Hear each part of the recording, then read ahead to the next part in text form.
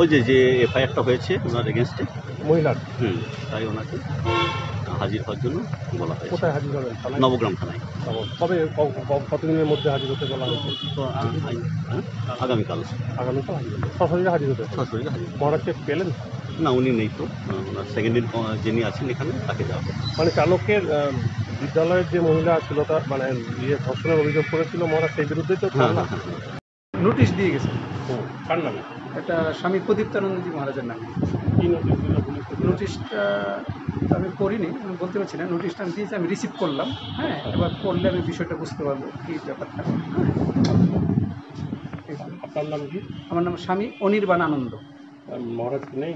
না, স্বামীজি নেই, স্বামীজি বাইরে গেছে। আচ্ছা, কি নোটিশ দিল, কি লেখা আছে ওখানে বলতে পারবেন? Powerful commerce submission section 3 BSL investigation করেছে সেই মানে এটা ইনভেস্টিগেশন করার জন্য যে নোটিশটা লাগে প্রদীপ্তানন্দ মহারাজের। আচ্ছা, এই হঠাৎ করে নোটিশ কেন, মানে কি কারণ মনে হচ্ছে জানেন? সেটা আমরা কি করে বলি, এটা সরকারের মানে পুলিশের কর্তব্য, পুলিশ দিয়ে দিয়েছে। আচ্ছা, এটা আমরা তো বলতে পারবো না সব কি জিনিস। আপনি আশ্রমের কি নাম আপনার?